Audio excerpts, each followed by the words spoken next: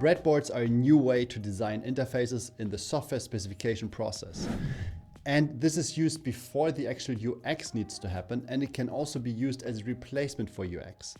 So this is said to be faster, cheaper, and even more descriptive than just using wireframes. And in this video, we're going to explore how to apply them, what are the benefits, and give also a practical example on how it looks like to go from a breadboard to an actual interface. At the core of breadboards, it's just very simply written in plain English what an interface looks like, what are the elements of an interface, and how to transition to the next interface.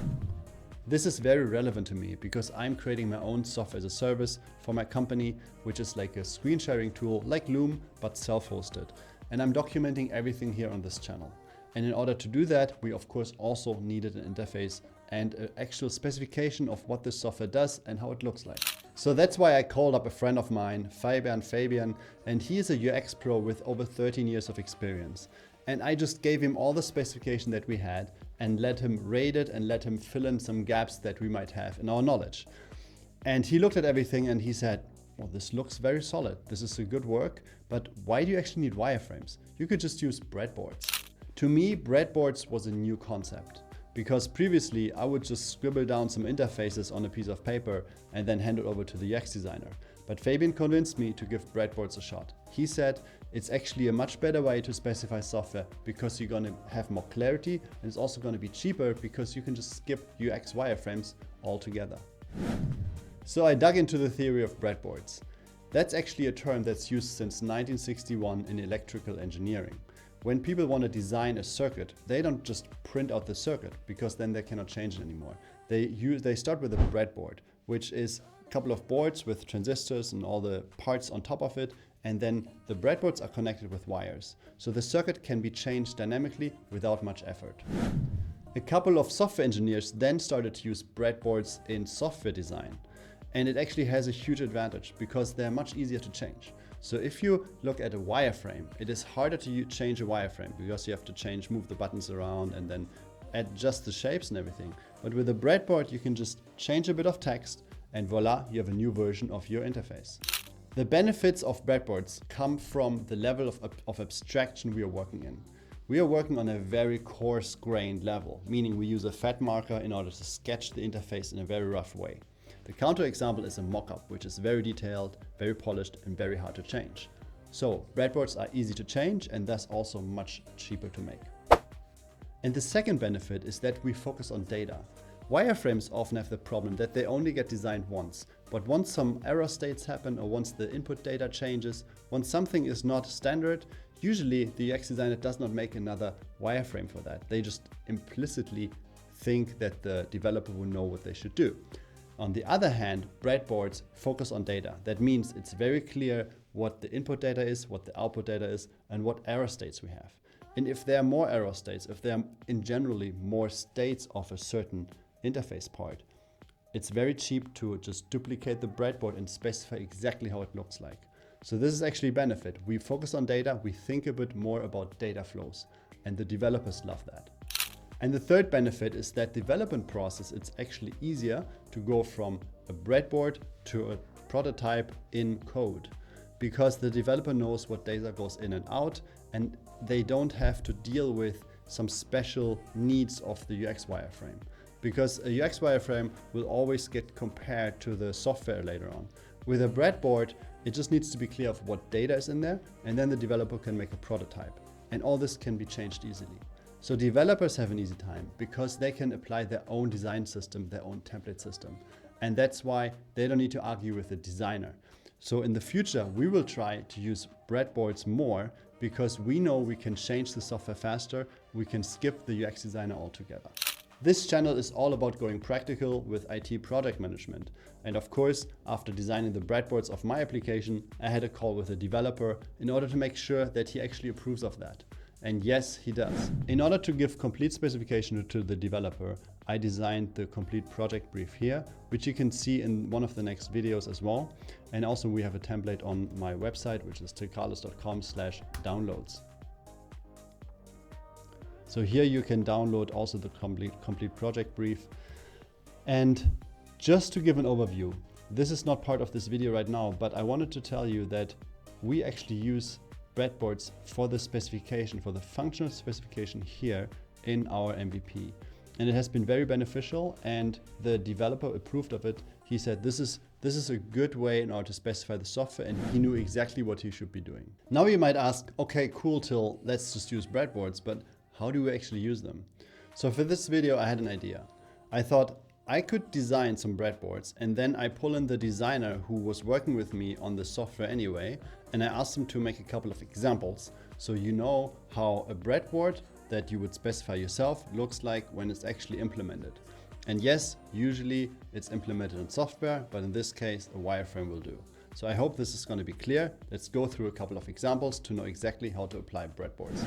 So as an abstract overview of breadboards, I do the following. I have my title here and I use FigJam. It's not Figma, it's just FigJam, which is much easier to use. You can just, if you haven't used it yet, it's very easy to just pull in shapes and everything. So what I wanted to do, I first started with a couple of user states, because a user state usually determines how the software looks like and what are the possibilities of a user. So a user without login has much less opportunity to work than the user with a login, and the admin has everything that the user has, but even more. So that's my habit, to specify different roles and then go into detail for every role. So a breadboard here, what we just use is this simple shape that you can pull in from this widget here, and then it's a transition from one state to another. So basically this is a screen and this is a screen. And then we are going in the next examples, we're going through the actual syntax of it. This is the syntax I thought about, but this is the whole idea of breadboards. You can specify anything you want. You could just write plain English and it would be totally fine. Yeah, so this is user without login, and then I have user with login. And here a couple of examples. I'm going to go into the syntax in a bit. Yeah, but basically this is how the whole breadboard looks. And if you're wondering what this is in the middle, well, the thing is we already had UX wireframes. So in order to just save some time, I put the wireframes in here. And also this is totally fine. It is not the standard approach. In a standard approach, you would have the UX much later, or you don't have UX at all. But in my approach here right now, I just copy that in order to give more specification, and I already had them. So it's totally fine to mix them.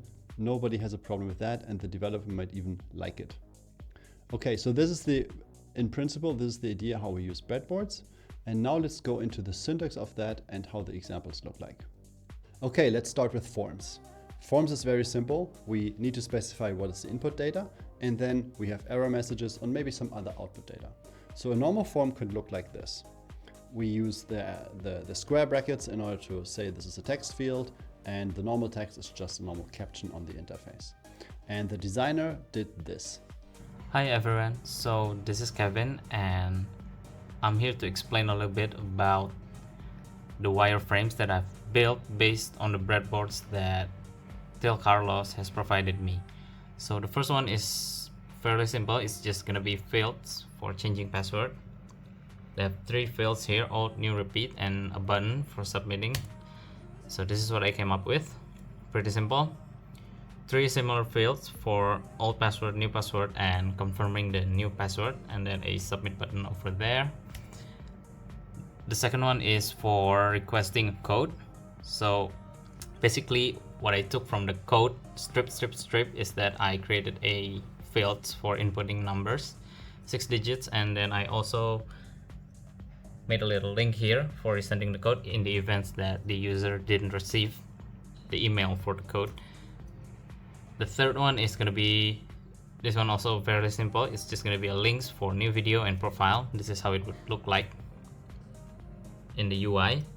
It's a button for creating new video and also a profile button. Next one is for logged in user. So this is basically the view that they're going to be seeing when they're logged into their account.